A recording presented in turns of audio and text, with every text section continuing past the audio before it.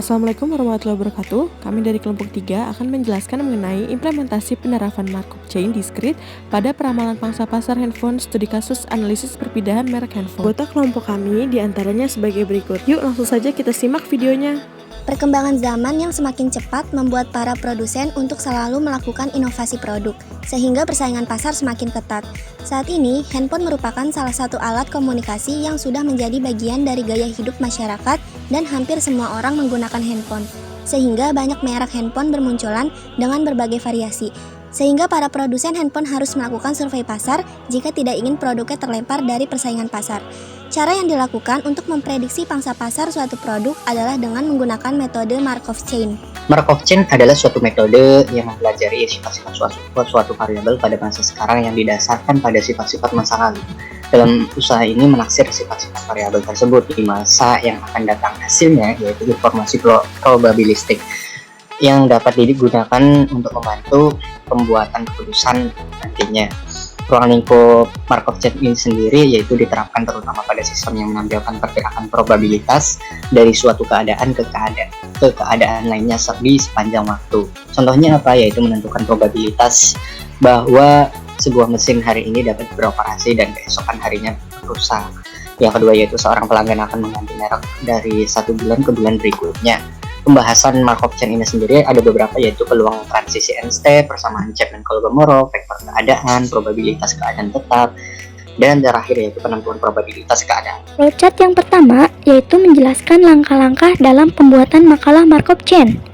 Langkah awal yang digunakan adalah menghitung perpindahan merek handphone dengan menggunakan rumus yang sudah ada pada jurnal. Langkah kedua, menentukan matriks Markov Chain dan matriks vektor. Setelah itu, langkah yang ketiga atau langkah terakhir yaitu menghitung peramalan data pangsa pasar. Jika hasil akhir belum optimal, maka kembali lagi ke langkah yang pertama.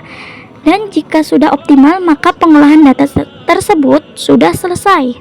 Selanjutnya yaitu bab 4, di mana bab 4 berisi tentang pengumpulan dan pengolahan data. Yang pertama, pengumpulan data jurnal acuan, lalu pengumpulan data modifikasi penulis. Kami memodifikasi data berupa merek handphone dan jumlah pengguna serta pola perpindahan merek handphone yang didapat dari jurnal data acuan. Lalu ada pengolahan data Markov Chain model discrete manual. Ada 3 langkah dalam menghitung Markov Chain model discrete manual. Yang pertama, menghitung proporsi perpindahan merek handphone pada data pengguna dengan persamaan jumlah perpindahan pengguna merek handphone pada saat ini dibagi total pengguna merek handphone sebelumnya. Berikut hasilnya tertuang pada tabel. Lalu yang kedua, menentukan matriks Markov Chain dan matriks vektornya yang dilambangkan dengan P dan matriks vektornya dilambangkan dengan Q. Hasil P dan Q ini didapatkan dari proporsi perpindahan merek handphone dan Q didapatkan dari market share yang merupakan jumlah keseluruhan perpindahan merek handphone. Yang ketiga yaitu menghitung peramalan pangsa pasar dengan persamaan Qn plus 1 sama dengan Qn dikali P, dengan N adalah periode, Q adalah pangsa pasar, dan P adalah matriks peluang transisi. Berikut peramalan pangsa pasar tahun pertama tahun 2021. Ini hasilnya sama dengan proporsi perpindahan merek handphone.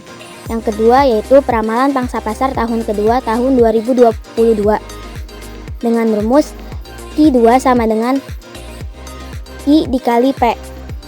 Yang ketiga yaitu peramalan pangsa pasar tahun ketiga tahun 2023 dengan rumus Q3 sama dengan Q pangkat 2 dikali P. Lalu untuk memudahkan pembacaan hasil peramalan pangsa pasar dibuat rekapan peramalan pangsa pasar setiap tahun.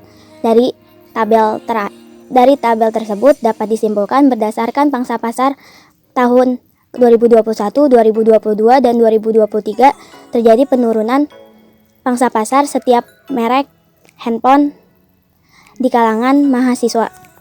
Untuk pengolahan data Markov Chain model discrete menggunakan PMQN for Windows dan Microsoft Excel. Untuk kesimpulannya, berdasarkan pengolahan data dari setiap tahun yaitu tahun 2021 sampai dengan 2023, diperoleh hasil bahwa terjadi penurunan pangsa pasar pada merek di kalangan mahasiswa. Hasil perhitungan manual dan software menunjukkan hasil yang sama.